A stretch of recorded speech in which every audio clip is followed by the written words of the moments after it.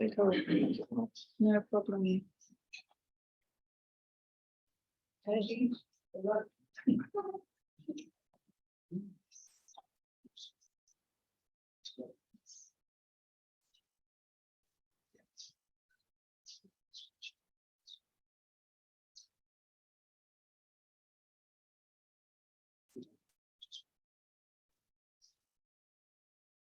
We'll start at 5 minutes.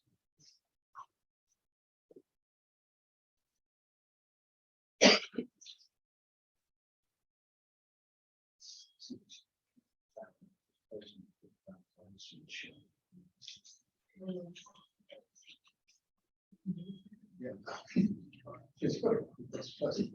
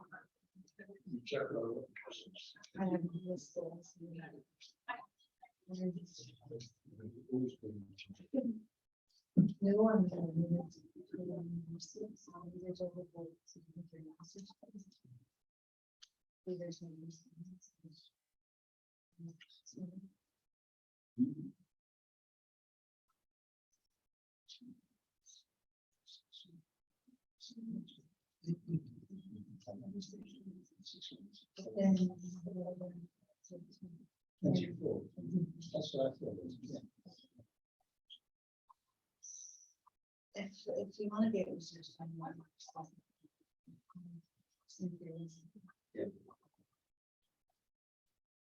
which has its consequences.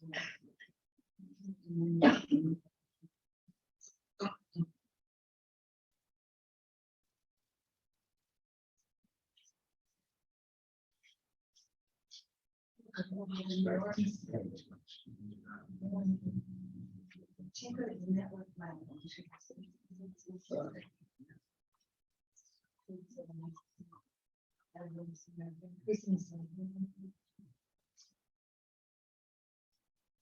because basically the science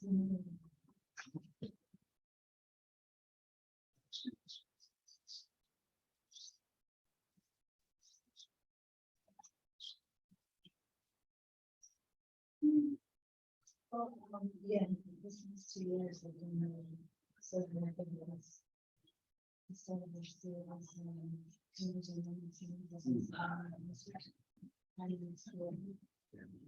so what are the people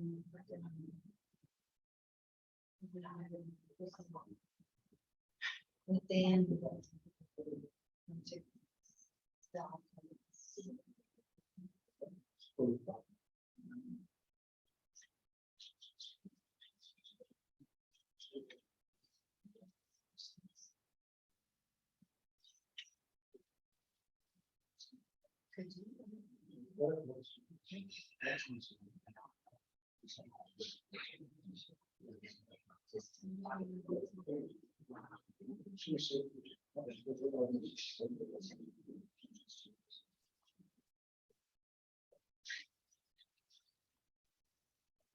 Hi everyone, nice to see you. Thanks for coming. It's a huge privilege to introduce Joy Porter, who is Professor of Indigenous and Environmental History at Hull. And Joy is an extraordinarily broad gauge researcher whose interests in broad terms have focused on North American indigenous and environmental history, but which are now expanding into Latin America and indeed the world. Joy Porter is going global. You've heard it here first. But Joy's principal publications include books on indigenous environments and on Native American Freemasonry. There's also written 2 more biographical books, including, I think, your PhD dissertation. And Joy has not just a forthcoming book, something that I rather vacuously like to claim on my own behalf, but has forthcoming books that in your case will actually appear on the environmental legacy of the Nixon administration, and I noticed on Canada's Green Challenge.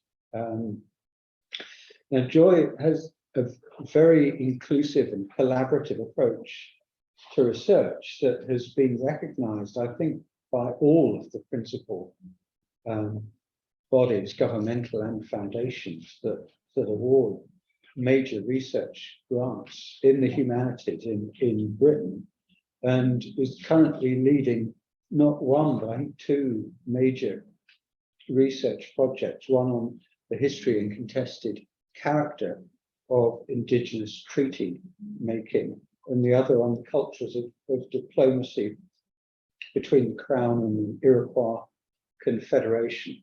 So that gives some sense of just how lucky we are to have Joy visit with us and talk about the title of a pretty ambitious title of today's talk: How Sustainable is American Farming, and Can Indigenous Agroecology Solve Its Key Challenges? And so let's welcome Robert.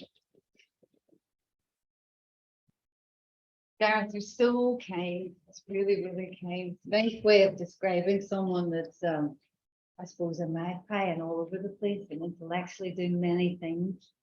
Which You're a Renaissance woman. That's one way of putting it. But I'm also at an institution that's, well, it helps to have grant funding. Let's put it that way, if you want to get research done. So needs must. With the first slide, please. Sure.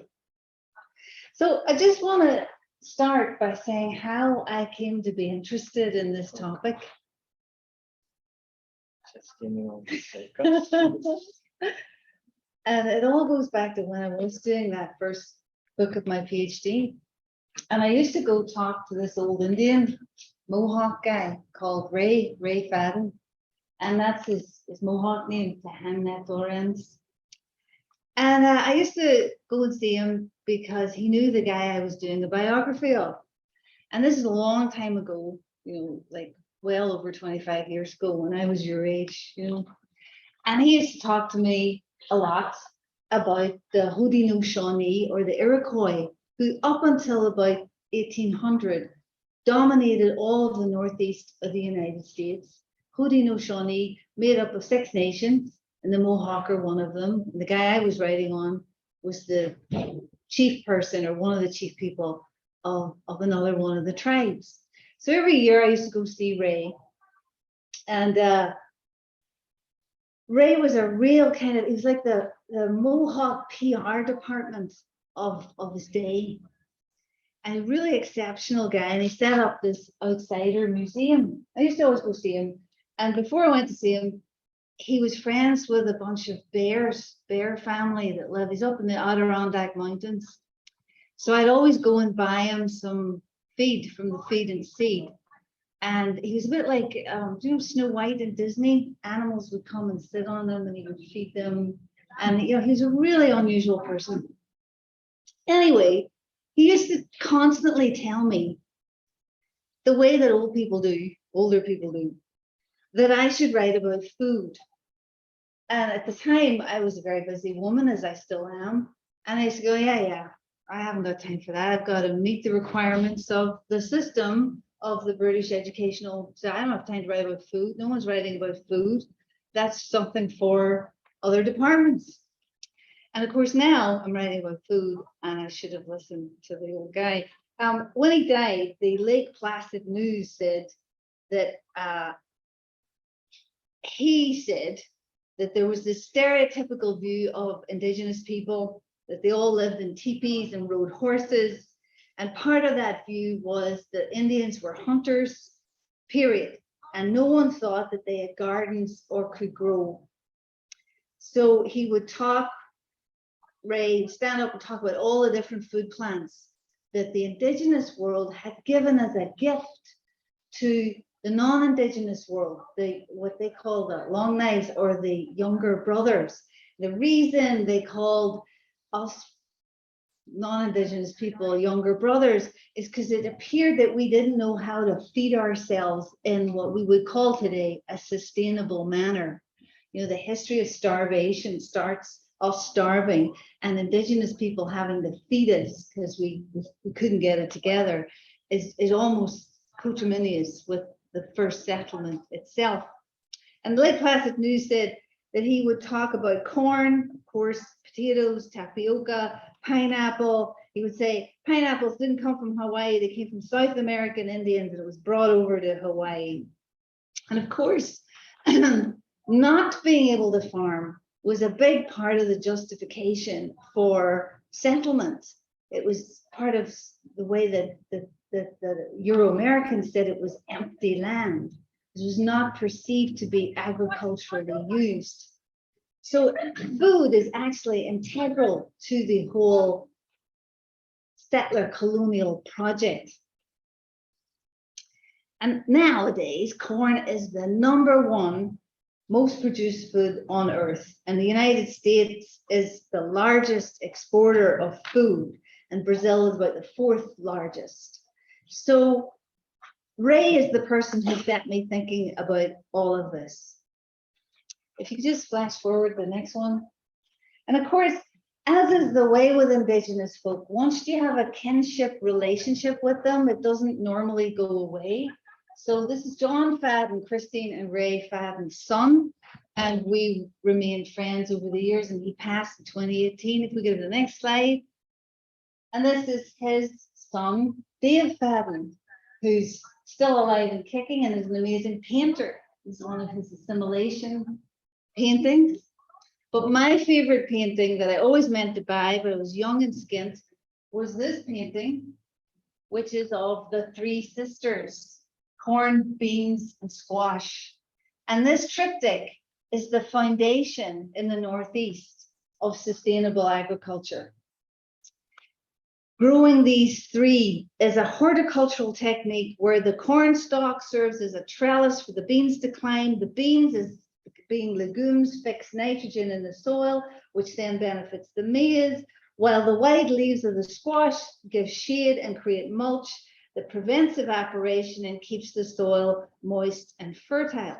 Archaeologists say that the 3 sisters complex of growing those 3 things in North America can be traced back to 1070 AD.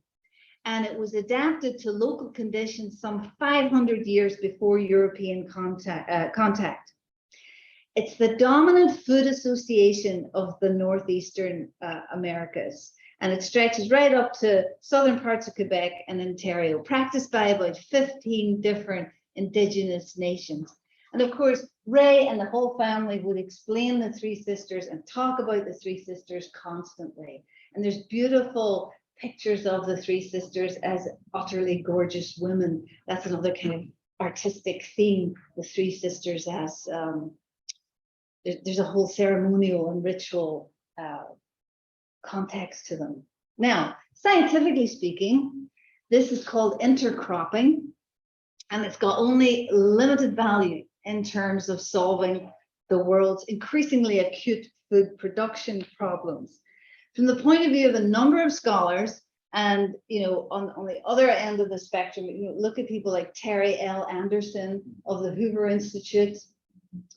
He would say that intercropping and organic planting just aren't up to the job of feeding the world. Only free market forces are. And that's really the rub of what I want to talk to you about. How are we going to feed ourselves and survive going forward? And how right are the Fadden family and the whole agroecology movement, and how right is the dominant way of eating, the pathway that we're currently on?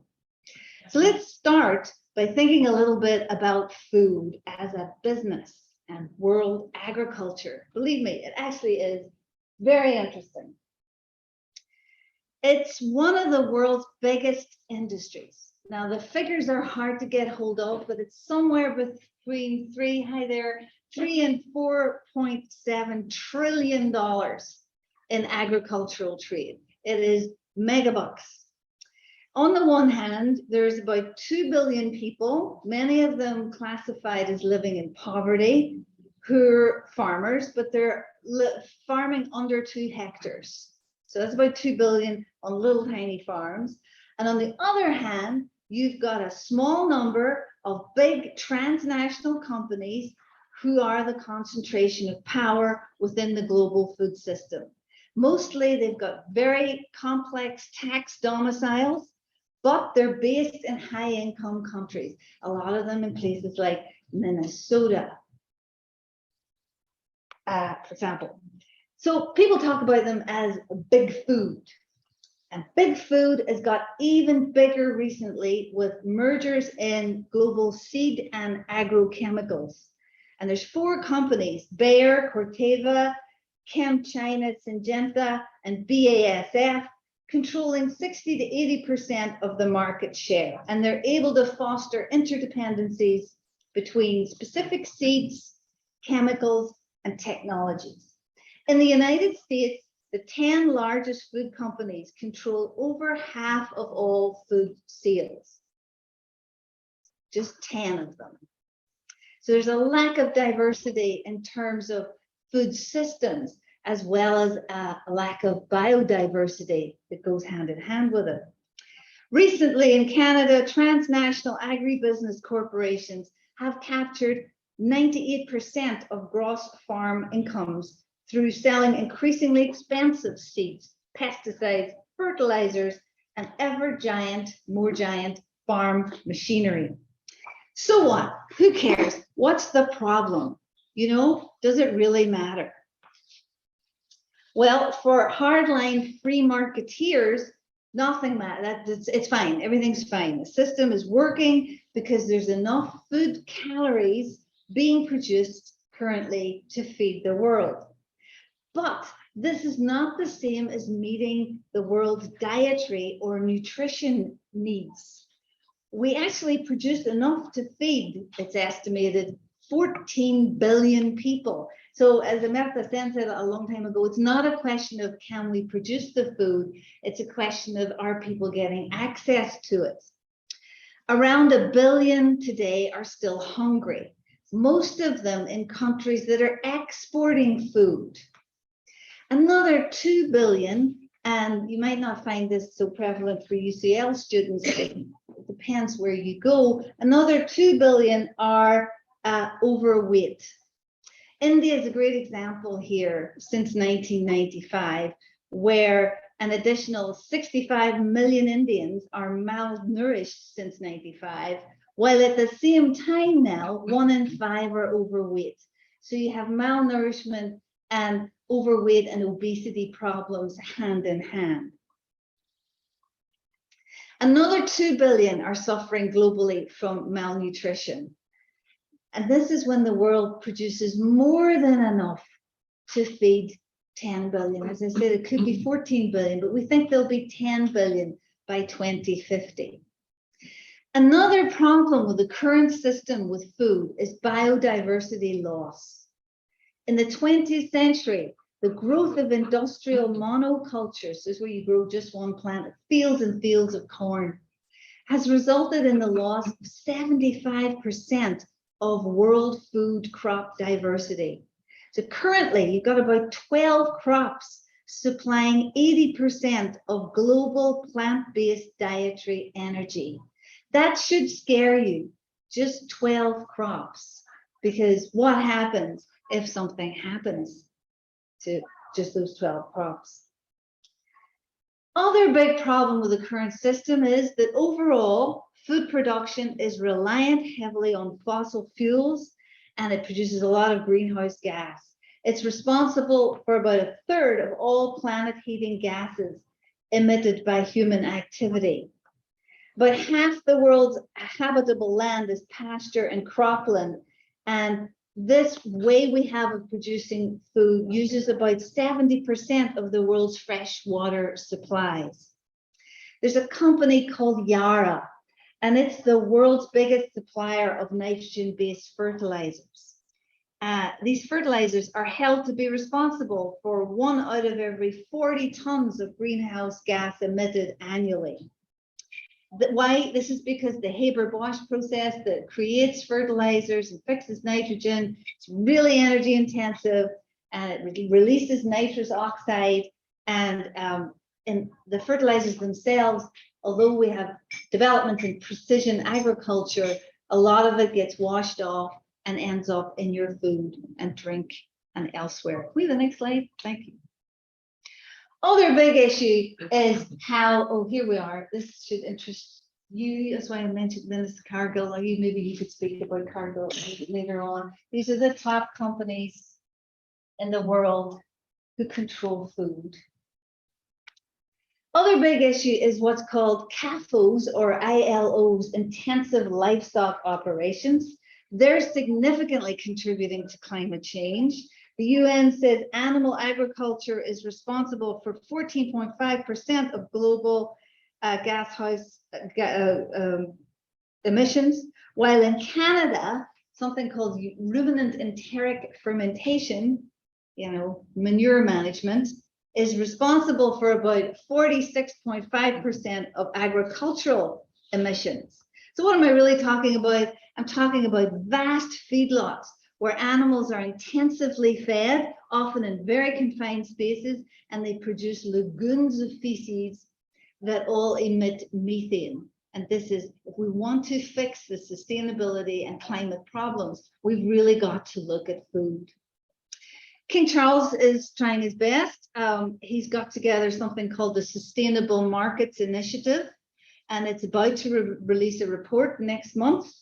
And it's calling for a much greater pace in agricultural change if we're going to keep world temperatures below 1.5. And it's signed by a lot of the main culprits, however you want to interpret that. So Mars, as in Mars bars, Bayer, McCain Foods, McDonald's, Mondelez, Olam, PepsiCo, and the good old Waitrose. Another big issue is the way that we're growing food is creating such low ecological diversity and a very narrow genetic base, even though at the same time we have CRISPR technology and human-induced genetic change, which is a different thing. Another big problem, if we go to the next slide, is that food production. Oh, this is an interesting. This is, if you go back, this is in a. Thank you. This is in a book called Foodopoly, and it makes this basic point that no matter what you're eating, you're probably eating something from these 12 companies, one way or another. And that in itself is absolutely fascinating, I think, because it's the kind of the illusion of choice when you buy food. I'm sorry it hasn't reproduced quite so well as it could. Very recently, food production has become imbricated with economics and global markets in new ways. This was really clear in 2007 and 8 when the price of food staples doubled in just a few months, causing riots over food in 20 countries. But technically that shouldn't have happened. It was all to do with how the markets were relating to each other. We're living through a period of massive deregulation in international commodity markets, weakening of antitrust laws, and grain markets are being privatized in some countries, and crucially, speculative capital is entering into food buying and selling on an unprecedented scale. So rather like the subprime mortgage crisis, contracts to buy and sell foods have been turned into derivatives that can be bought and sold without any actual tangible connection to the agricultural world. Treaties like NAFTA and TPP have also had a big impact on creating very liquid markets, favoring agro exports and biofuels. And there's been a big push by China and the Gulf states to buy up land for offshore food and biofuel production. Now, all of this is problematic, but it's very problematic in terms of health. If you could keep going for a bit for me. Oh, good, right. If you could go back one.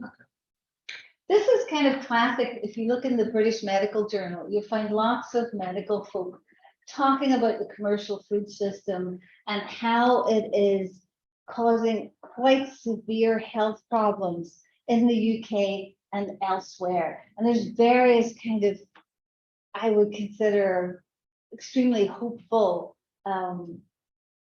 wish lists for how we might tackle this. And they talk about ultra processed foods very regularly. Commercial food systems are what the globe is currently dependent on, and it relies upon high volume sales of foods that are high in unhealthy ingredients so as to profit shareholders. What's called ultra processed foods, high in salt and sugar and fat, they're heavily correlated with cardiovascular disease, type 2 diabetes, childhood obesity. Currently in the UK, that's going largely unchecked, and other really negative disease correlations. But ultra processed foods are great from a profit point of view, because if you take raw materials and add things to them, whether they're actually digestible or not, and things like fructose, high fructose corn syrup are not, you can really improve your profit base. So in the last 70 years, in terms of world thinking about food, there's been this big drive to increase calories, to get more and more energy from food. But we're not thinking about the nutrient value. And all of this is made more complex by the great political power of the food industry. And you can see this in rows over food labeling in Europe, the big row in Cook County, Chicago over soft drinks tax. And in Denmark, there was what was called a fat tax, massive row over this. There's been movements to try and bring accountability to food companies, but the impact has been limited. Things like Access to Nutrition Foundation, the Inform Us Network for Food and Obesity and Non-Communicable Diseases, and the World Health Organization has tried to model solutions based on the Framework Convention on Tobacco Control to try and rein in the food industry in the same way. But largely, I don't think it's going to work. If you look at Big Food's response to the plastics crisis, you really see that it's very unlikely. It's not encouraging. There's an entity, an NGO called Break Free from Plastic, and it had a brand pollution audit in 2020. And top of the list was Coca-Cola, Nestle, PepsiCo, and Unilever. They were generating 83 football pitches of waste and unmanaged plastic each day. But of course, Coca-Cola and PepsiCo have always been part of the Plastics Industry Association and only left in 2019. And the consumers, you and me, are the people who are dealing with plastics. And of course, 172 million tons of plastics were imported into the African continent between 1990 and 2017. So there's intense food lobbying power. A lot of research has also been done suggesting that the reason why the cheap food that you can find in stores and chains, the reason it appears cheap is because we're not factoring in the externalities that go with it. The health costs of pesticide use alone. Exposure to pesticides has been strongly linked to cancer, Alzheimer's, Parkinson's, hormone disruption, and other disorders. Plus, a lot of agricultural activities are polluting our waters and seas. There's a lot of comparisons really between where Big Food is at right now and where Big Tobacco has been 10, 15 years ago. Emerging markets are the only places left for Big Food to go. If you would do the next slide. A classic thing, if you want to look into this, is high fructose corn syrup. And I really recommend that you just kind of look for high fructose corn syrup every time you buy something, because it's been held to have all these charming effects on your body, and it's being used in very many of the products that you might, quite casually consume, not actually digestible by the body at all. So that's the corn that old Ray Fadden on the Akwesasne Reservation, the old Mohawk guy. This is where we've come with production of corn. We're using corn syrup instead of sugar because it's cheaper and it's more fluid and better at binding things that probably shouldn't be bound together and then selling it as a product.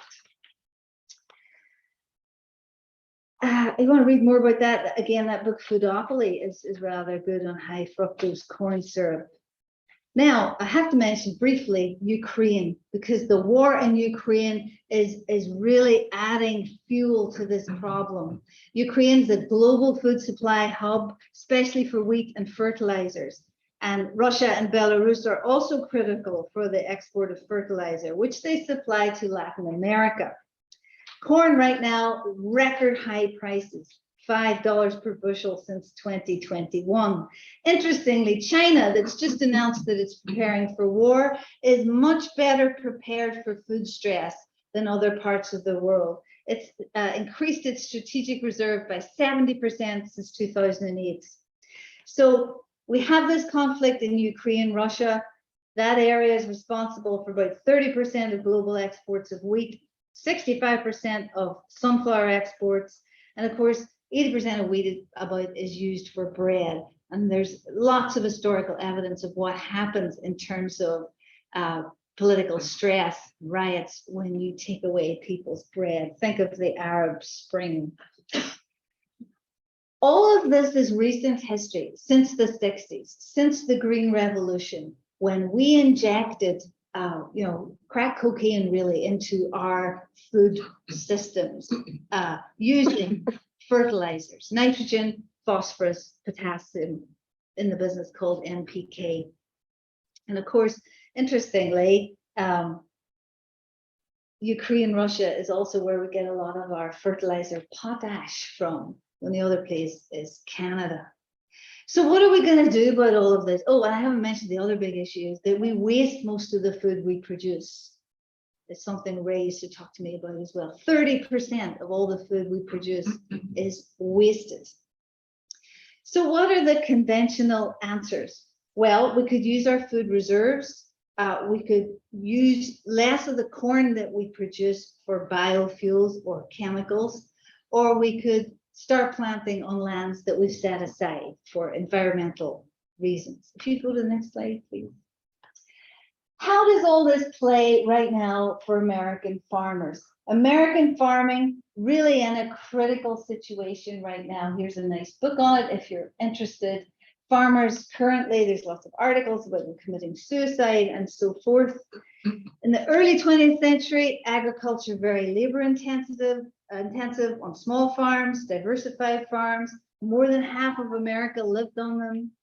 But in the 21st century, it gets concentrated in the hands of a small number of large specialized farms in rural areas where less than a fourth of America lives. Now, they are family farms, but the small farms are disappearing. They accounted for just a quarter of food production in 2017 and just 10% of dairy production. Debt is at an all-time high, and things are really, really bad. However, total farm output in the States has tripled between 48 and 2019 because of what we're doing in terms of crop and animal genetics and chemicals and the equipment that we're using. Mostly we're growing corn and soybean, with cattle the next best earner. Upshot of all of this has been that list of companies are getting fantastically richer really fast. And many farmers in the States are finding that they are selling their crops for less than it actually costs to produce them. In essence, not much has changed since President Nixon's Secretary of Agriculture, Eric Boots, told farmers, get big or get out. in the 1970s. And this was the point when the New Deal price floor for farmers started to get rolled back, and profits for big corporations get grown and grown and grown by proprietary agricultural technologies, so seeds that only, say, Monsanto can sell, and genetic engineering, so patented rather than public domain seeds. And this is leading to the hollowing out of rural America and ghost towns and fragility in the food supply chain. Almost 40% of US farmland now is rented, mostly from people who are not there. They're heirs or investors or trusts. And this development has claimed over 31 million acres of the best land, not to mention what's happening because of climate change and stress over water in the United States.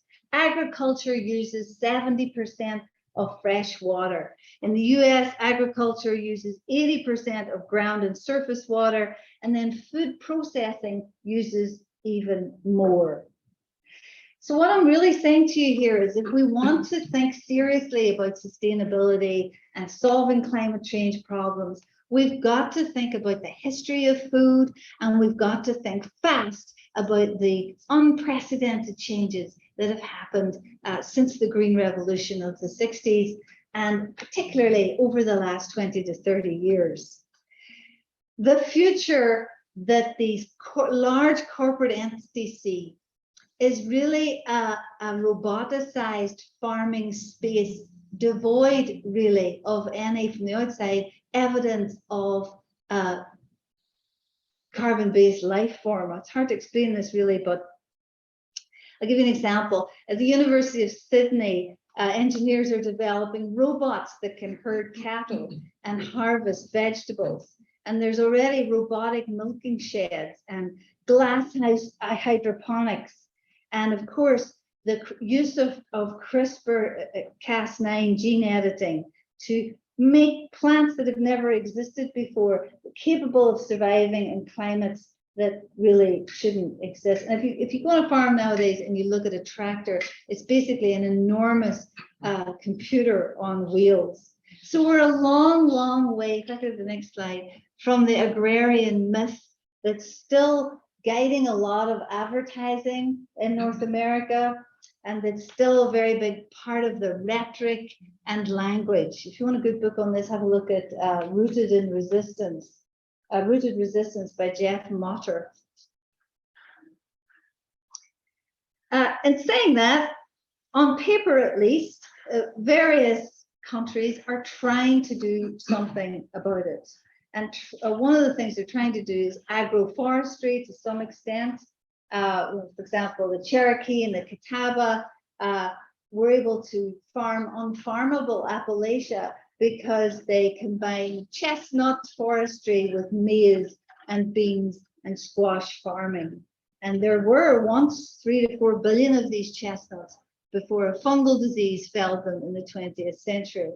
There's also a big push towards aquaculture to try and use seaweed, which actually started the population in what's known as the United States when you go right back, and trying to use seaweed and seagrasses to restore the water so we can have cheap protein sources like oysters and mussels. But, and here's the second bit of the lecture, if you could keep, oh yes, if you could keep going for me. Oh, this is one of these CAFOs. This is the future of farming. These exist all over the world today. This is a British one. And as you can see, you can't really see any animals at all, but you could have maybe, you know, several million in there. And all the slurry goes into these catch basins, and then it gets taken either through underground waste that you don't see off into your streams and rivers and beaches.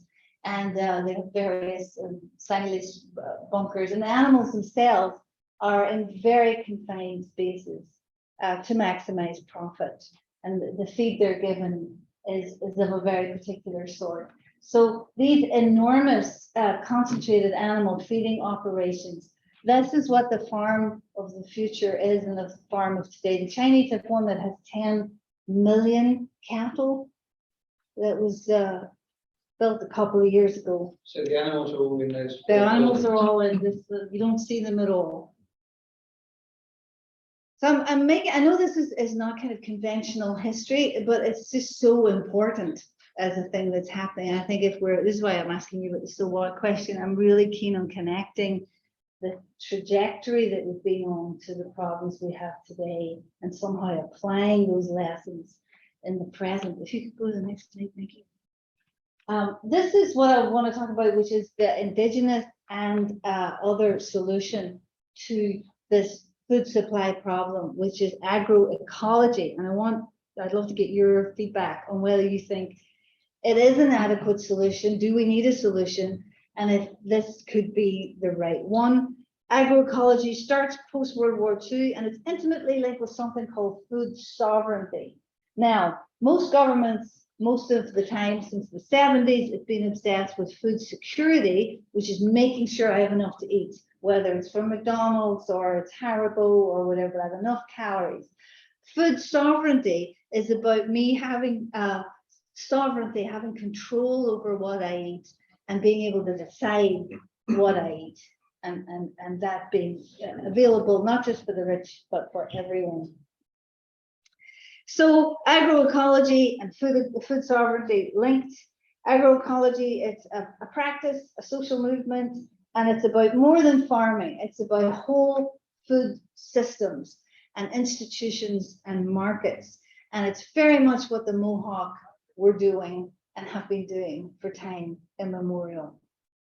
So it's been described as biodiverse, resilient, energy efficient, socially just, and really can lead to food sovereignty. It's a means of breaking what transition analysis called regime scale lock-ins. So those are the institutional, technological, political, and economic constraints that stop systems from changing. Food sovereignty, if you could do the next slide, is the right of peoples to healthy and culturally appropriate food produced through ecologically sound and sustainable methods, and the right to define their own food and agriculture. So there's lots of key writers like Altieri and Toledo, and they're talking about a current agroecology revolution that's everywhere. It's from Detroit to large swathes of Latin America. And the hope is that this is going to cause a transition that will save the planet. It's seen agroecology as the best way to transform industrial agriculture and transition existing food systems away from fossil fuel-based production that's largely for agro-export and biofuels. So the core principles of agroecology are recycling nutrients and energy on the farm rather than dumping in external inputs like fertilizer.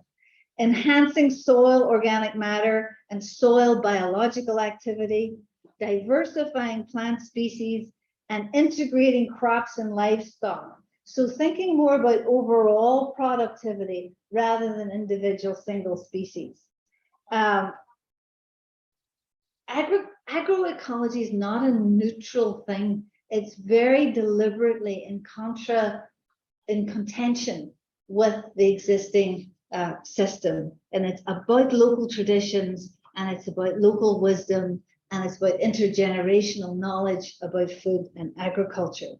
It's not the same as organic farming, because organic farming is not fundamentally challenging the monocultural nature of plantations that are growing enormous amounts of corn and other things, and that the organic farming still relies on external inputs and external certification seals and so on. And agroecology contrasts with fair trade systems, which are destined for agro-exports. And agroecologists decry fair trade as simply being a niche market for the rich global north, and that it reinscribes sometimes hunger, but certainly dependency. So it has its roots in the La Via Campesina movement, and that's today's most important transnational agrarian movement. Brazil is probably the country that's seen the most dramatic expansion of agroecology since the 80s.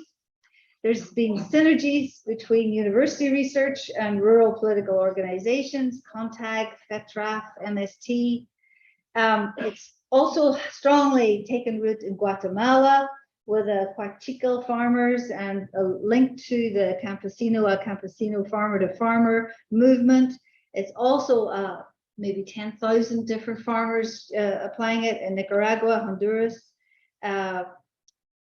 Guatemala has IMAP, Lake Atitlan, a food sovereignty program revitalizing indigenous agroecologies alongside permaculture and eco techniques. And all of this has emerged out of Maya resistance during the 1950 to 96 Civil War. Another key site is Peru and the Andes generally, but I'm running out of time. And of course, Mexico, where maize and at least 100 other species were domesticated. So you've got an indigenous sector there that's controlling over 38 million hectares, with selvas, forests, being the most biologically rich areas. So weirdly, another site where this is happening is Detroit, where 80% of Detroit residents have to buy their food. It's what's called fringe food retailers. And there's been a real movement to set up food sovereignty organizations such as D-Town Farm and Freedom Farm and Raise Up. If I could have the next slide, I'm only quickly out of time here. I just want to talk briefly to you about what it's like to live in a food desert. If you live in a food desert, really, you're too far away from any place where you can buy something that isn't ultra processed food.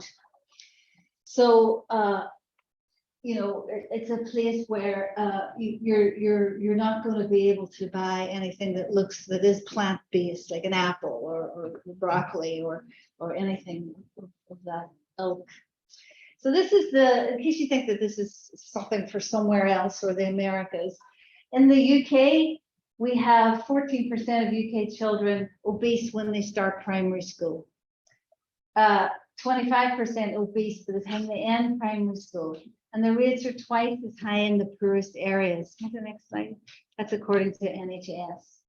Now, you might ask yourself, well, okay, what are you going to do about it? So my next project, which I don't know if it's going to be funded or not, I find out next month, is one where I'm bringing a group of people, or I'm going to try and bring a group of people who have lived for generations in the food deserts, the Seneca Haudenosaunee people of the northeastern United States. And I'm going to bring them over to Britain's worst food desert, which happens to be in the city where I work, in Hull. Hull is Britain's all-time worst food deserts. And if you're interested in where the rest of the worst of them are in the UK, I've put a little list in case any of you are from anywhere around there, and you can get a sense of them. So if I go to the next slide. So the plan is to bring over this chap who's called Ken Parker. And the Parker people are a kind of noble family within the Seneca Haudenosaunee Confederacy. And he's an extremely talented plantsman and Seneca elder. And he's going to come over, hopefully, to Hull to work with this guy, Reggie, who's from Ghana, who has a farm just outside Hull, where he's growing his own pesticide-free fruit and veg. And we're all going to work together with this lady who's Marielena Juan Bachano, who's from Peru, also works in Rochester, New York. And she and I were on Women's Hour, believe it or not, discussing this because it's a very female story, the story of agroecology and planting generally. And this chap also is involved, who is the diabetes guru of Hull, because of course, where you have food deserts, you have a cross correlation with diabetes and cardiovascular disease. And an Indian corporate magnate, steel magnate, has built a wonderful new diabetes center up there in Hull. And the hope is we're going to work with Rooted in Hull, which is right in the center of the worst food desert in Hull. And we're going to attempt to find out to what extent agroecology, and in particular the indigenous version of agroecology, could improve conditions for populations. And we're also going to be working on the wider question of how, as individuals, we can meaningfully engage with this history and with this crisis, really, in how we feed ourselves. Okay, thank you so much.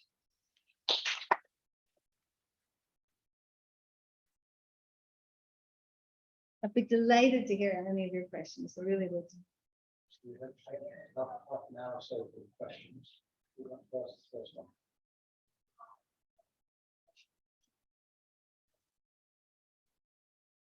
Our initiatives of companies working alongside indigenous communities. Initiatives of Any companies working alongside indigenous communities, how the partnership.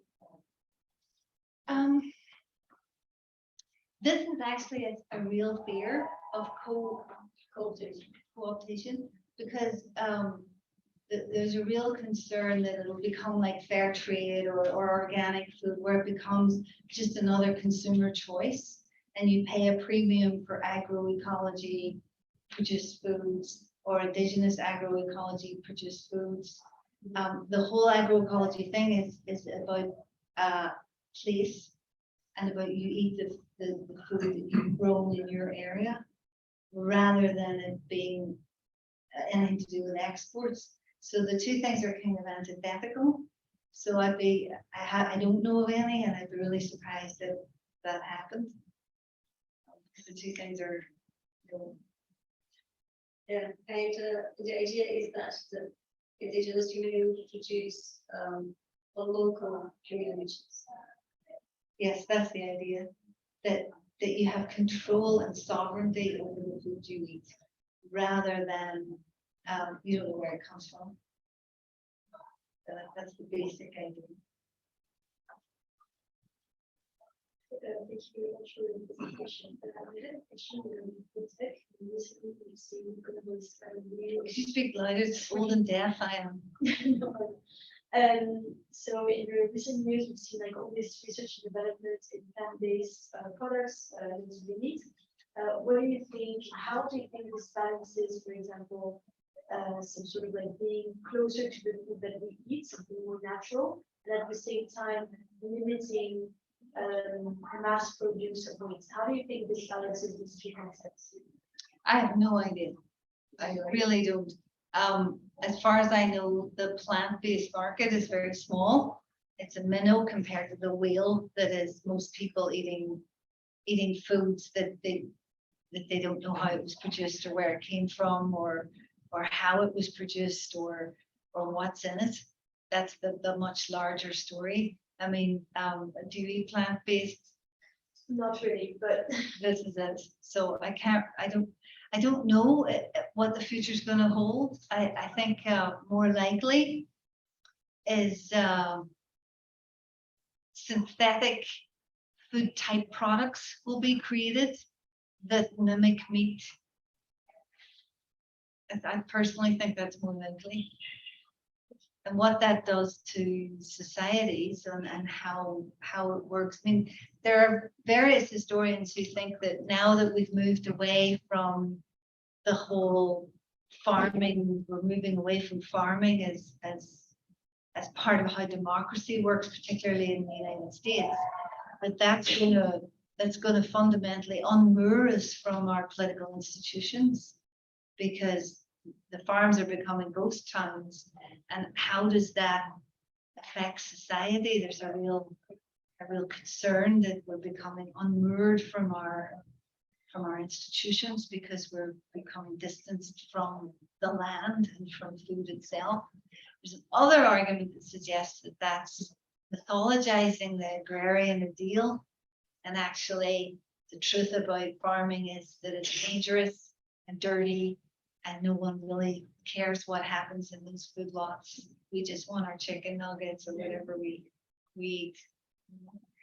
Oh, by the way, this is Rick Powless, who's Haudenosaunee chef, and he just spoke at this event for me on food as an element of diplomacy between the Indigenous world. The wonderful guy, but the more famous guy is this guy Rich Francis on the right, who's really trendy in terms of high-end food using Indigenous methodologies and Indigenous seeds and Indigenous plants. And the real question again is co-optation. Does it just become something that rich people do? They go out and have Indigenous cuisine, and instead of what they actually want, which is all of us spending more of our time thinking about food and how it's produced. I'm speaking in the Development Department over at LSE. Great. And I'm researching for my thesis about resistance to biopiracy and how this intersects with seed banks and seed activism. I was wondering, how do you think we can... Wait a minute, what's biopiracy? So it's essentially where intellectual property laws are used against Indigenous groups for their knowledge regarding seeds or certain agricultural techniques, and they can no longer use it, so they're now cases of contact. But I think a lot of it comes down to questions of power. So how do you think we can redistribute power across the food system? Okay, well, being me and running the Treaty Spaces Research Group, I'm going to say uphold the treaties as a first bedrock. But I know that, have you ever heard of food regime theory? Right, well, they would say that that the stages of settler colonialism is you start by destroying people's means of feeding themselves, and then you force them to eat the junk that you're going prepared to give them, whether it's rations on a reservation or it's at residential schools where little Indian kids were forced to eat totally alien food. If you've ever had to do that, it's very shocking to the soul. And then they would say that stage 3 is the Rich Francis thing, where we consume Indigenous cuisine as a elite quirk. So what was the question? How can we redistribute power back across the food system? I don't believe this is going to work, right? But I'm doing it anyway. It's a very Irish thing to say. It's a famous Irish saying that, do you believe in ghosts? And some little old lady said, no, but that doesn't mean they're not out there. I don't think agroecology is actually going to take on the Cargills and the Bayers and the Mars and the Kellogg's of this world. But I do think we have to start somewhere. And I think your generation are looking at the history of food and looking at the history of settler colonialism and rejecting both things together. And I'm hoping that if we start somewhere, we might get there in the end. And saying that, my cab driver today, lovely fella, 21 stone, suffering from type 2 diabetes. He says he's happy being fat. And he has 2 or 3 soda drinks a day, and they're full of corn, high fructose corn syrup. So from old Ray Fadden's point of view, we've been given this gift of corn, and we've grown it giantly and to death, and then we're consuming it in a completely inappropriate and spiritually atrocious way, and it's killing us. So I do think we have to do something from a climate change point of view, and this is the best thing I can think of, along with upholding treaties as a start. I was thinking about fossil fuels as a kind of maybe a parallel case. I'm thinking fossil fuel industry and its corporate power and economic interests. That's been somewhat analogous to that of these 10 massive global food companies. And in the case of fossil fuels, then some of the largest oil companies like Shell and BP, at least in a cosmetic way, have become detached from the more kind of raw independent oil producers who have just kind of fiercely free market profit oriented approach and have committed themselves, at least at a rhetorical level, to recognizing that climate change is real and committing to the goal of being carbon neutral. And however seriously one takes that, it is a change at some level. And I was wondering, Joy, can you foresee an environment within which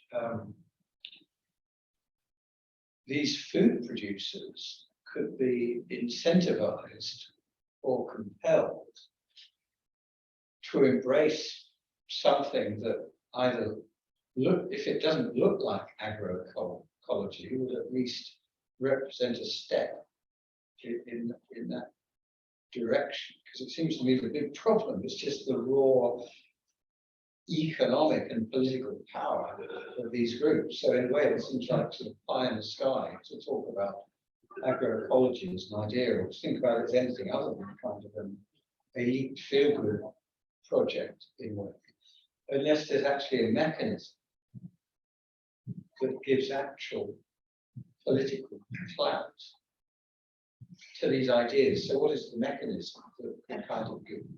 I think the difficulty is the same difficulty that we have with greenwashing and going green and net zero. It's the same problem at root, which is we've got in the situation we're in because of market forces and a belief in market forces as the best way of organizing the planet. And the right have an argument that says that market forces are more democratic, less likely to lead to the dominance of the mob, that market forces incentivize people and can achieve far more than any regulation ever will. That's their argument. And that argument is currently in position. Now, the whole climate change agenda and sustainability agenda is, I think, dominated by this idea of how can we somehow incorporate change into a free market system. So let's redefine GDP, let's create carbon capture trading, let's marketize the solution, and let's make the tools of the problem also the tools of the solution. That's the philosophy. So really, the question is, which do you believe? It seems to me personally that although agroecology is a wonderful thing in practice, although it involves a lot of tillage and a lot of labor, which most of us don't want to do. It seems to me we're set on a free market system, and how much we can ameliorate it before climate tipping points, if those actually happen, I don't know. When you're really asking me to solve climate change with that question. Please. But at least what we now know is the food industry is it's not just BP and Shell and fossil, it's food, are the basics are what maybe we should be thinking about in a way that historians certainly never have. That's one little follow-up question, and then pass over to Enrique. Just very quick. There's someone here desperately waiting. Oh, sorry. Go ahead. What do you think is like the solution of this raising animal rights? So which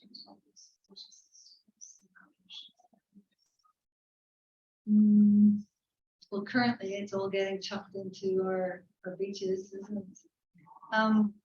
The scientists have some answers, and they talk about changing food so that different sorts of species are produced, and they have gene editing ideas for producing the sort of cow that will produce a different sort of feces. I don't understand it, and it's very frightening as an idea.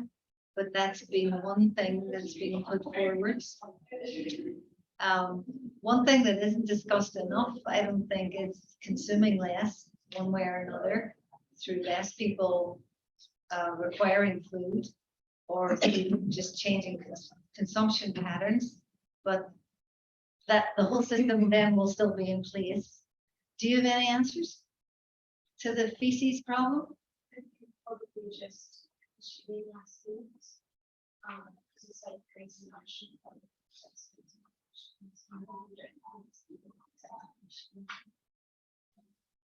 So there's a big movement to eat more goat as well, as opposed to beef, because beef cattle are where this problem comes from. But do you feel that cultures are changeable? I think like to a certain extent, because there is a big growing movement. But I don't think society will change in time. Issues with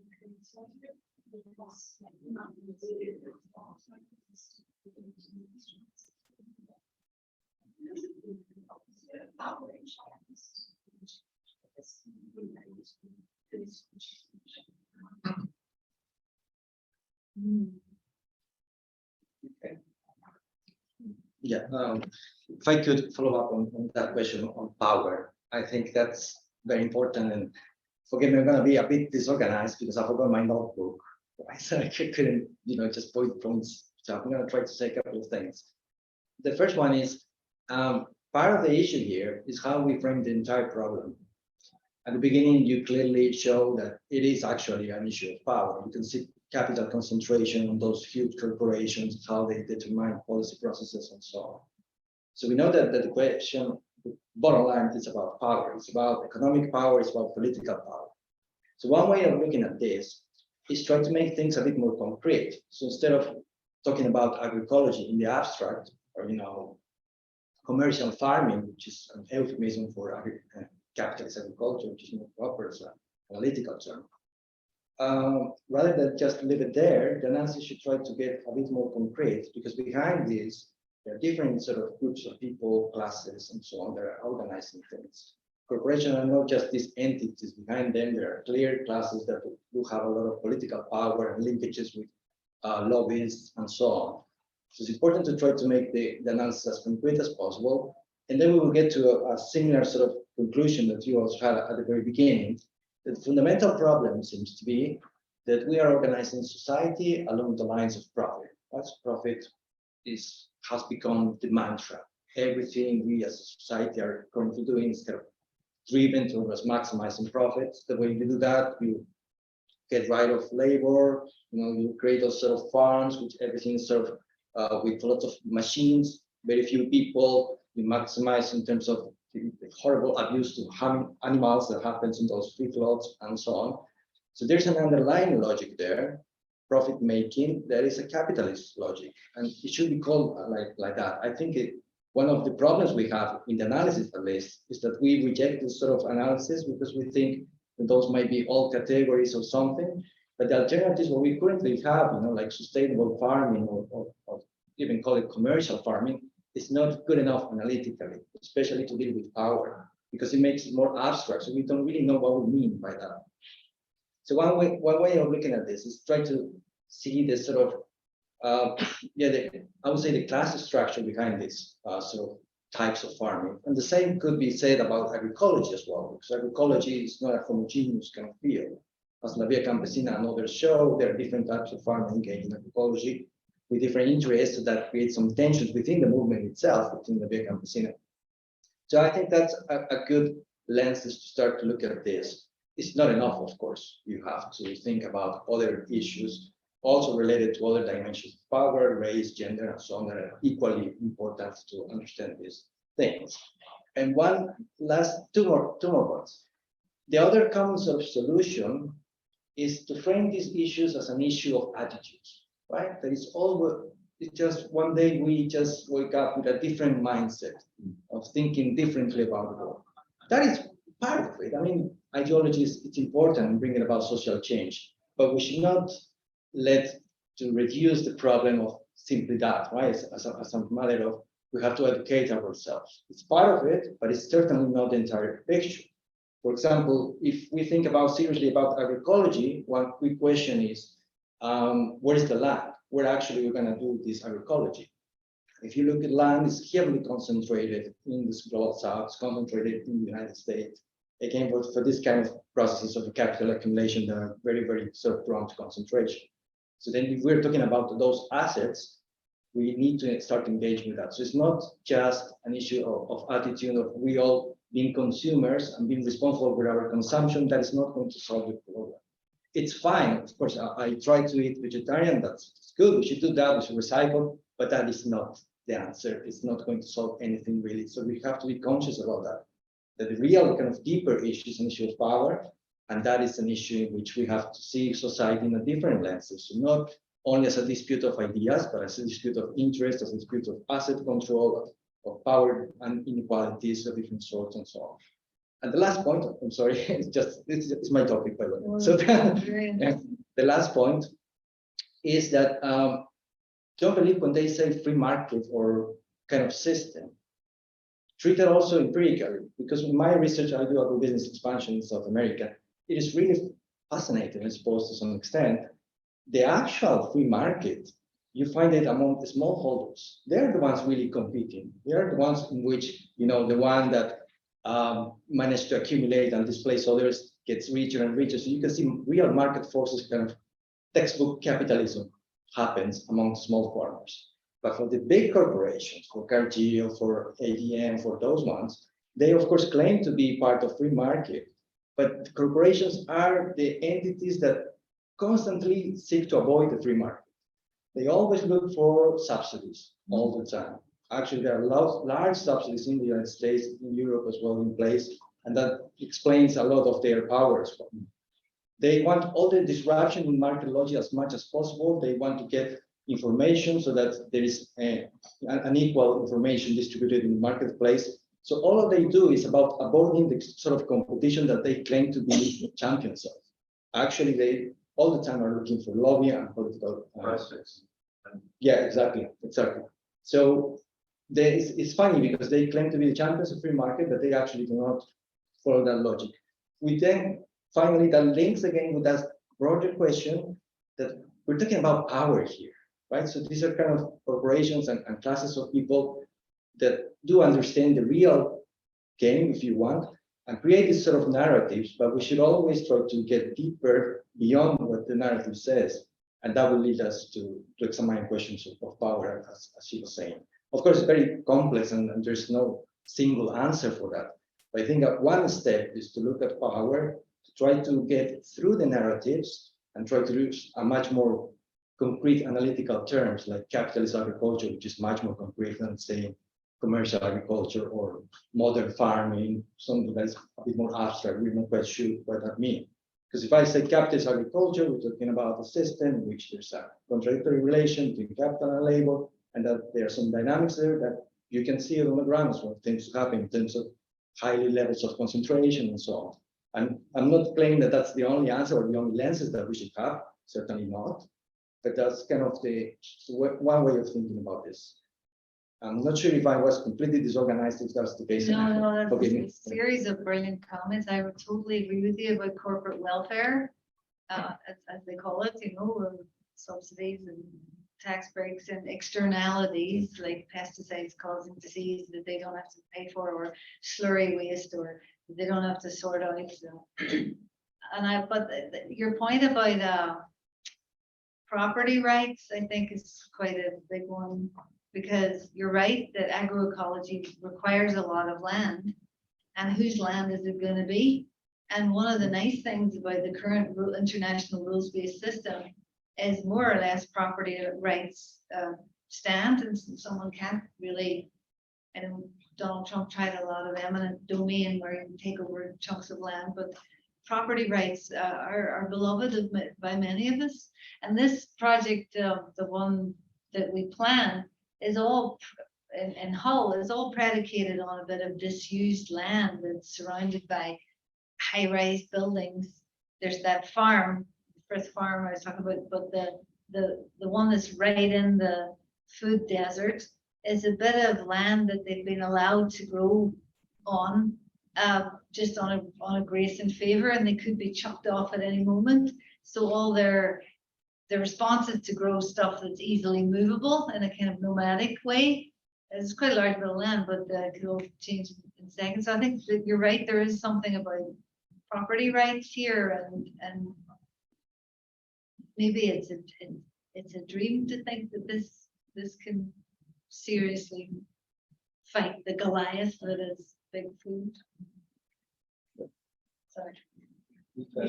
Thank you. I was actually going to ask you related to some of Emily's points, because not only are they, trying to rethink farming or actually go back to regional farming, right? But it's also social movements, which are two things that are at the same time trying to fight the status quo. And I just keep wondering how they sustain themselves, right? Like what you were saying. I mean, where do you get the land? Where do you get the resources? Where do you get the skills to keep sustaining yourself as a farmer when you need so much labor, so much intensity, but also sustain yourself as a movement and as a big social factor. I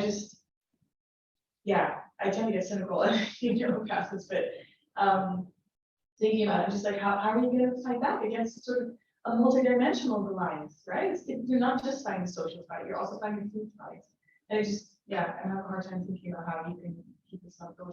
Well, I thought the same, and then I went along to that group rooted in Hull, and they're on the scrappy bit of land, and they've got polytunnels, and they got a compostable loo, and someone made me a burger, and I'm sitting with a bunch of women who'd all lost their kids because they were drug addicts or whatever. The social services taking their kids away, and they were tending the plant as a way of mental survivor.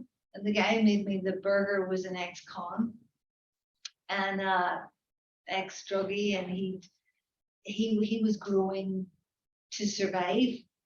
And Reggie out there that has the farm, he's from Ghana, and he's trying to replicate his homeland, which he misses terribly, by farming all day.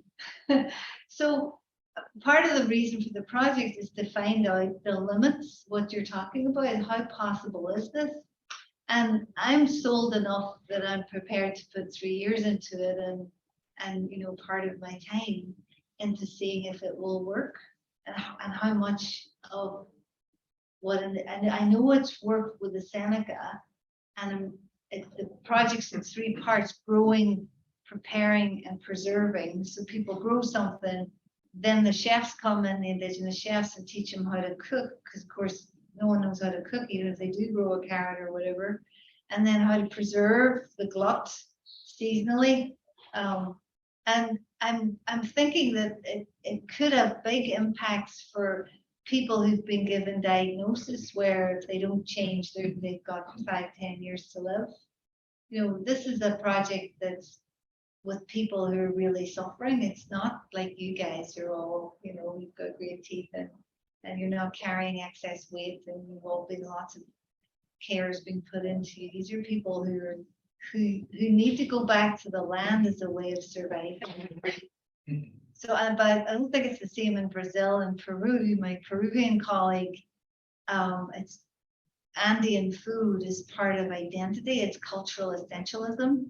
It's a way of surviving as a culture and passing on your culture to your children.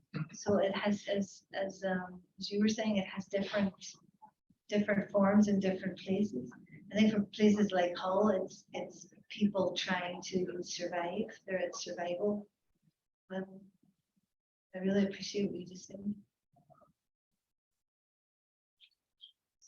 Yeah, my question is also question is not common, but also agency and what freedom is left to us probably, because mostly agency comes through kind of a sense of empowerment comes through freedom. And I think that really one reason why many of us are kind of also like very cynical or have to be dismayed by this whole thing is that it's really hard to make sense of it with like conventional politics, conventional system moralities, that kind of stuff, because I noticed that it's very uprooting for the traditional narrative we have for office and freedom. Like for example, about the food desert that you mentioned. I spent quite a large part of my youth in something similar. I don't know if it's in technicality or as a food desert. It was basically a school in the middle of nowhere in South Korea in the mountains. Our only source of food was either from the school cafeteria or from a department store that was also in the middle of nowhere in like 2 kilometers away by foot. And our region was also known for extensive farming cows, the one that and it's really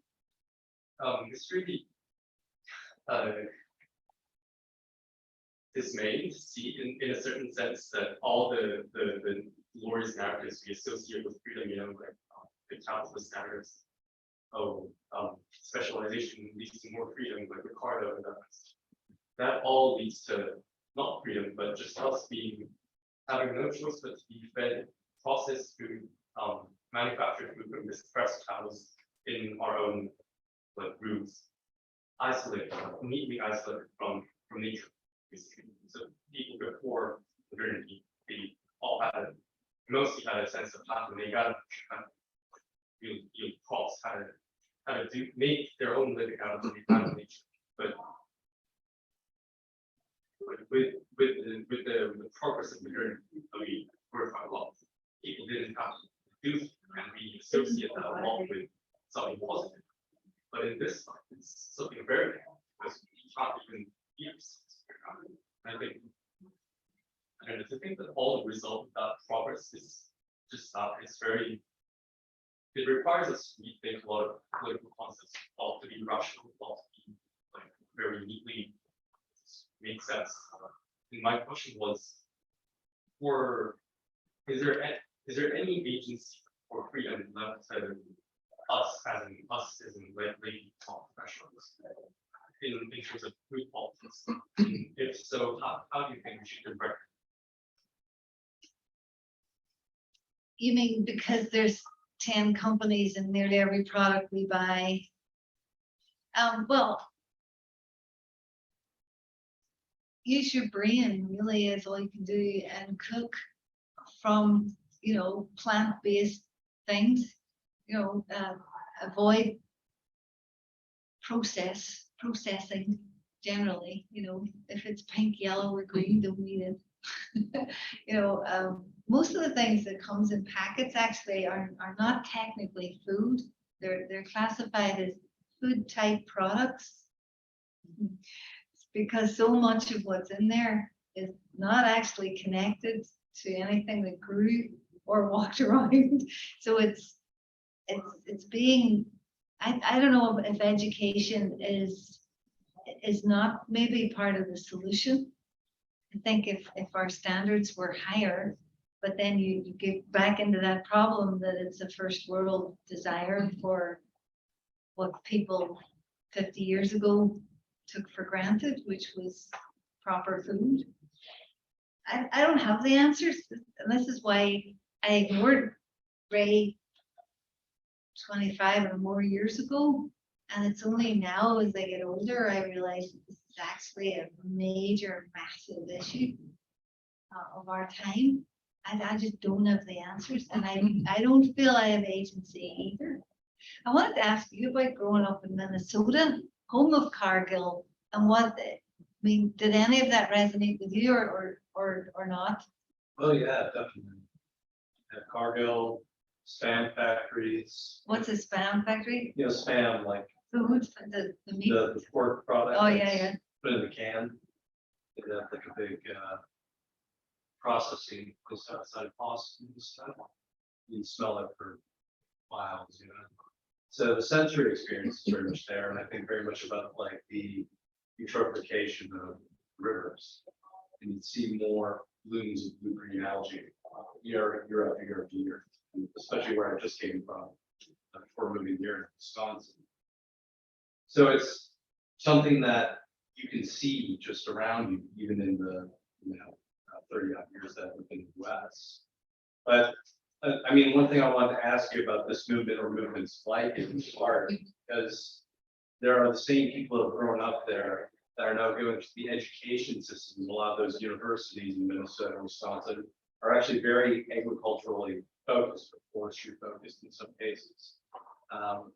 And thinking about how those students going through STEM education, if there's any place for them in the movement, because in my previous teaching position, I taught a lot of engineers, actually, a lot of chemical engineers, agronomists, people like that who are going to get funneled into, you know, those companies that you just listed. There, that's they have recruiting days that came every single year to University of Wisconsin, Madison, or Princeton. But I wonder, is there any place for them to start meeting with them? Have this indigenous movement try to reach out to chemical engineers, to agronomists, to people involved in all these facets of STEM education? Because there are more and more connections that universities are making between universities themselves and indigenous communities in the Midwest as part of the process of well, reparations, in some sense, are often stealing land from indigenous peoples. But I wonder if there's a place for them to start reaching out to, not the people that Enrique was talking about, some ways of like the big capitalists who aren't necessarily involved in the day-to-day operation, but I think almost like the people in the middle, right? Those the technical people who are implementing all these things, and if they are in some way people that can be part of a movement. I think that's a brilliant comment. From what I've read, the South American case, one of the reasons why more agroecology formats have grown in the Latin American context is because they had the support of universities in a way that the global north has not happened. And that most big universities have a sustainability institute now, and they're taking on enormous loans in order to build flashy new living labs and so on. Sustainability is badged over everything. But often if they're studying seeds, they're not thinking about seed keepers and indigenous seed varieties and stuff like that. They're doing gene editing, and they're very much, as you say, technical middle management for those 12 big companies. The only link that I'm aware of between the indigenous world and STEM is geneticists, because they want that frontier of genetic data that the indigenous world in North America has got. And there's been a resistance to that. So they've been forced to have interrelationship with genetics.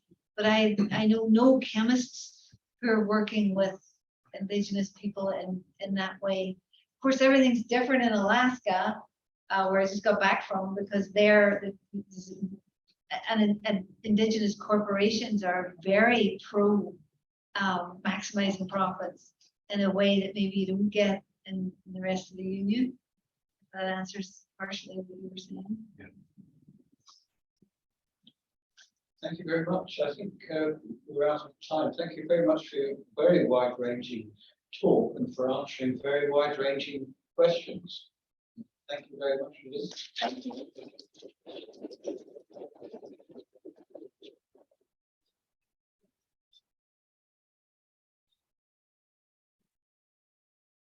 Stay with us back. Thank you for doing all that. No, my pleasure. I think we have some thoughts, yeah, very nice.